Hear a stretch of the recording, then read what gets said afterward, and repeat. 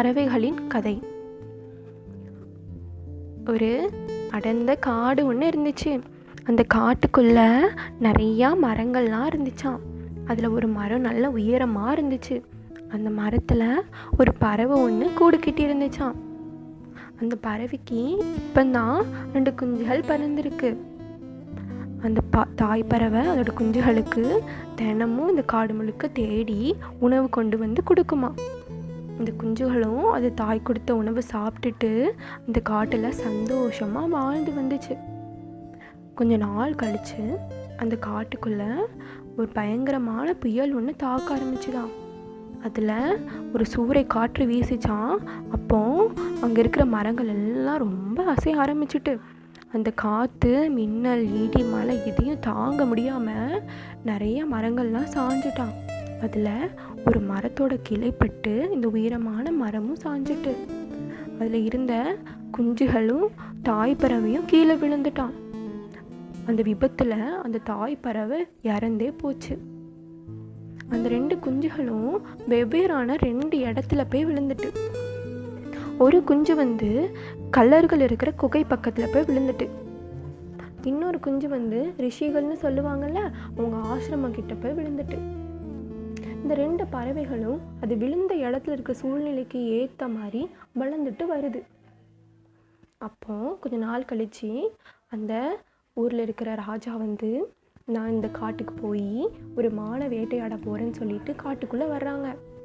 இந்த ராஜா வரும்போது ஒரு மானை பார்த்துட்டாங்க. நான் இந்த மானை எப்படியாவது பிடிக்கணும்னு இந்த மானு பின்னாலேயே போய்கிட்டே இருக்காங்க. அவனோட குதிரையில் போகிறாங்க.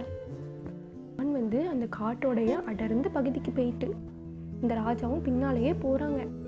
அந்த மான் எப்படியோ அந்த ராஜா கிட்ட இருந்து தப்பிச்சு போயிட்டு, இந்த ராஜாவுக்கு தான் காட்டுக்கு அடர்ந்த பகுதிக்கு வந்தனால திரும்பி போகிறதுக்கான வழி தெரியாமல் ரொம்ப கஷ்டப்பட்டு அங்கேயும் இங்கேயும் அலைஞ்சிட்டே இருந்தாங்களாம்.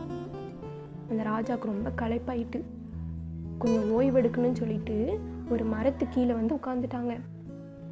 அந்த மரத்து மேலே இருந்த பறவை சத்தம் போட ஆரம்பிச்சுதான். எல்லாரும் சீக்கிரம் வாங்க, இங்கே ஒருத்தர் இருக்கான், அவன்கிட்ட இருந்து நகையும் குதிரையும் நம்ம எடுத்துக்கலாம் அப்படின்னு சொல்லிட்டு அந்த பறவை கத்த ஆரம்பிச்சிட்டான். இந்த ராஜாவுக்கு ஒன்றுமே புரியல, என்ன இந்த பறவை எப்படி கத்துதுன்னு சொல்லிட்டு. உடனே அங்கே இருக்கிற கள்ளர்கள்லாம் வர ஆரம்பிச்சிட்டாங்க. இதை பார்த்த ராஜா, இந்த இடத்துல நம்ம இருக்கக்கூடாதுன்னு சொல்லிட்டு அவங்க குதிரையை எடுத்துகிட்டு வேகமாக அந்த இடத்துலேருந்து கிளம்பிட்டாங்க. அந்த ராஜா திரும்பவும் போகிறாங்க. வழி கண்டுபிடிக்க முடியல. மறுபடியும் ரொம்ப சோர்வாயிடுறாங்க. திரும்பவும் ஒரு மரத்து கீழே போய் உட்காந்துட்டாங்க. அப்போ அந்த மரத்து மேலே இருந்த பறவை, உங்களை இந்த ஆசிரமத்துக்கு நாங்கள் வரவேற்கிறோம், போய் ஓய்விடுங்கன்னு சொல்லிட்டு அந்த பறவை சொல்லுதான்.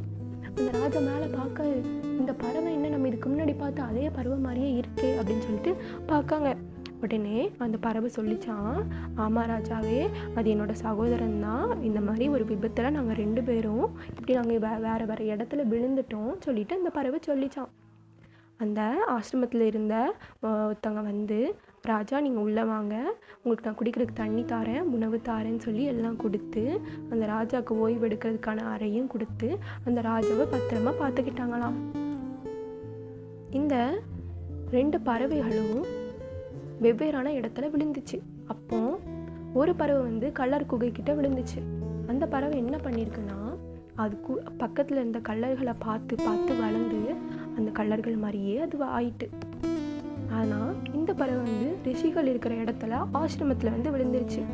இங்கே இருக்கிறவங்க எல்லாரும் எப்படி இருக்காங்களோ, எப்படி உதவி பண்ணுறவங்களா இருக்காங்களோ, மற்றவங்களை எப்படி உபசரிக்கிறவங்களா இருக்காங்களோ, அதே மாதிரி இந்த பறவை இதை பார்த்து வளர்ந்துச்சான். இந்த கதையிலிருந்து நமக்கு என்ன தெரியுது அப்படின்னா, நம்மளை சுற்றி இருக்கிறவங்க எப்படி இருக்காங்களோ அது மாதிரி தான் நாமளும் ஆவோம். நம்மளோட நண்பர்களை நாம் எப்படி தேர்ந்தெடுக்கோங்கிறது ரொம்ப ரொம்ப முக்கியமான ஒரு விஷயம். நம்மளோட நண்பர்கள் எப்படி இருக்காங்களோ, அவங்களோட குணங்கள் எப்படி இருக்கோ, அவங்களோட செய்கைகள் எப்படி இருக்கோ, அதையே பார்த்து பார்த்து படித்து நம்மளும் அதே மாதிரி ஆவோம். அதனால் நல்ல நண்பர்களை தேர்ந்தெடுக்கணும். நம்மளோட சுற்றத்தார்னு சொல்லுவாங்கள்ல, அவங்களையும் நம்ம நல்லவங்களாக தேர்ந்தெடுத்து தான் அவங்க கூட பேசணும், பழகணும்.